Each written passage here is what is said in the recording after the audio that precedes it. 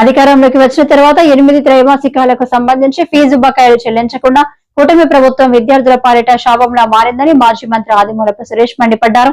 వైఎస్ఆర్సీపీ కార్యాలయంలో మీడియాతో మాట్లాడుతూ ఈ 7,800 కోట్లు ఫీజు బకాయిలు కొండల పేరుకుపోయినా ప్రభుత్వం మొద్దు నిద్రపోతుందని ఆగ్రహం వ్యక్తం చేశారు. ఈ రోజు విద్యార్థుల పాలిట ఒక శాపంగా మారింది. విద్యార్థులకు ప్రత్యక్ష నరకం చూపిస్తూ ఉన్నారు.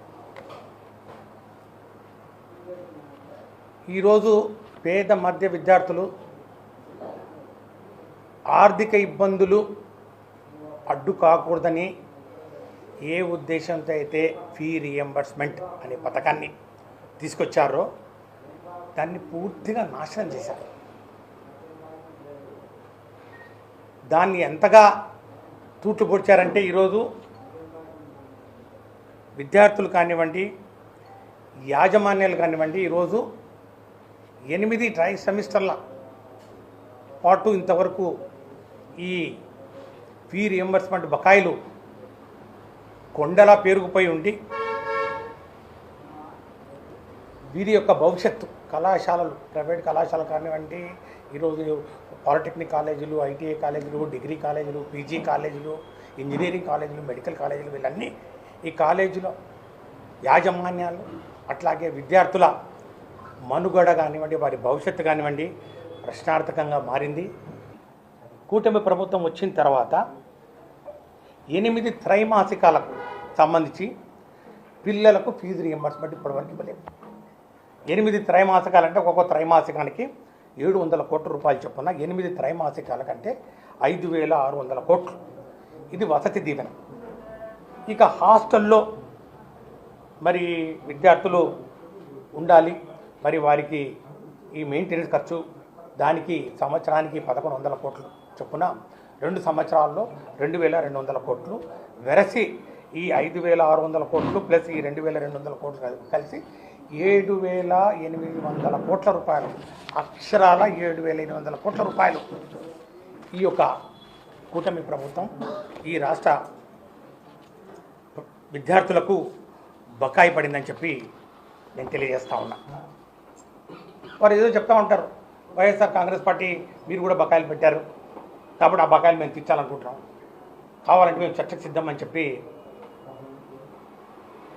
విద్యాశాఖ మంత్రి గారు కౌన్సిల్లో మాట్లాడుతూ ఉన్నారు. ఈరోజు నేను ఫిగర్స్ తోటి, అంకెలతోటి ఈరోజు నేను తెలియజేస్తూ ఉన్నాను ఈ రాష్ట్ర ప్రజలకు.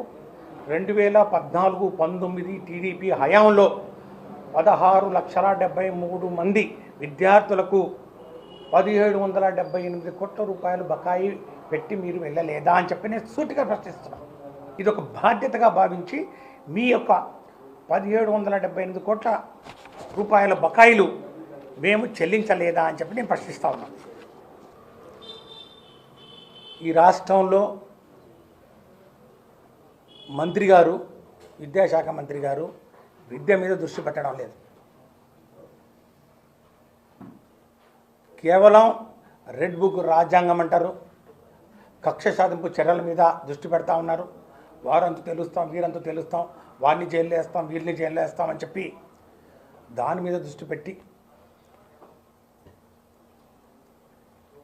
తూతు మంత్రంగా మసిపూసి మారడికాయ చేసి ఎన్నో గొప్ప సంస్కరణలు జగన్మోహన్ రెడ్డి గారు ప్రవేశపెడితే రాజకీయ కోణంలో ఇంగ్లీష్ మీడియంలో రద్దు చేశారు, సిబిఎస్ఈ సిలబస్ను రద్దు చేశారు, ఐబీ కోర్సును రద్దు చేశారు.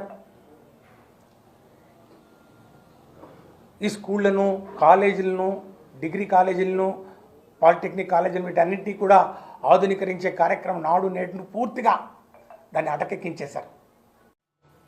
ఈ ప్రైవేటు పరం చేసే ఈ ప్రక్రియ ఏదైతే ఉందో దాన్ని ఎట్టి పరిస్థితుల్లోనూ మేము ముందుకు పోనీయం, దాన్ని అడ్డుకుంటాం. మా నాయకుడు జగన్మోహన్ రెడ్డి గారు చెప్పినట్టు మేము అధికారంలోకి వచ్చిన వెంటనే ఖచ్చితంగా దీన్ని మళ్ళా కూడా వెనక్కు తీసుకుంటాం. 66 సంవత్సరాల పాటు ఈ ప్రభుత్వ మెడికల్ కాలేజీలు, హాస్పిటల్ ఏవైతే పూర్తయినాయో అప్పనంగా కార్పొరేట్ మరి శక్తులకు దారాదత్తం చేస్తూ పేద ప్రజల కడుపు కొట్టే కార్యక్రమానికి ఎట్టి పరిస్థితుల్లో కూడా మేము ఒప్పుకోం. ఎట్టి పరిస్థితుల్లో కూడా దీన్ని ముందుకు పోనీయం. ఇలాంటి పేద మధ్య తరగతి విద్యార్థుల భవిష్యత్తును ఈరోజు పణంగా పెట్టి పేద బడుగు బలిగిన వర్గాల ప్రాణాలను సైతం లెక్క చేయకుండా ఈ ప్రైవేట్ పరం చేసే కార్యక్రమం ఏదైతే ఉందో దాన్ని మేము తీవ్రంగా వ్యతిరేకిస్తున్నాం. దాని గురించి ఎంత దూరమైనా పోరాటం చేస్తాం. వాళ్ళు ఏదో చెప్తా ఉన్నారు పీపీపీలు వేరే చోటంతా ఎక్కడ వేరే రాష్ట్రాల్లో కూడా జరుగుతున్నాయని. ఎక్కడ కూడా ఈ స్థాయిలో అన్ని పూర్తయిన అన్ని వసతులు అన్ని హంగులు అయినటువంటి మరి కాలేజీలు, మెడికల్ కాలేజీలు, ఉదాహరణకు పులివెందుల మెడికల్ కాలేజ్ అన్ని హంగులు పూర్తయింది. అరే పాడేరు మెడికల్ కాలేజ్ అన్నీ పూర్తయిన తర్వాత ఈరోజు 50 సీట్లు వెనకపోతూ ఉంటే ఏం మాట్లాడకుండా మెదలకుండా ఉంటే మాకేంటిలే పోతే పోని, అది ఎట్లా ప్రైవేట్ వాళ్ళు చూసుకుంటారు, వాళ్ళు డబ్బులు ఇస్తారు, మీకింత మాకింత అని చెప్పి పంచుకుందాం అనే ఆలోచన చాలా దుర్మార్గం. ప్రజలందరూ గమనిస్తూ ఉన్నారు. వీటిని మేము అడ్డుకుంటాం, వీటిని ఆపే ప్రయత్నం చేస్తాం. ఈ జీవోలు ఏవైతే ఉన్నాయో 393 జీవో ఏదైతే జీవో వాళ్ళు రిలీజ్ చేశారో ఆ జీవోని వెంటనే ఉపసంహరించుకోవాలని చెప్పి మేము డిమాండ్ చేస్తున్నాం.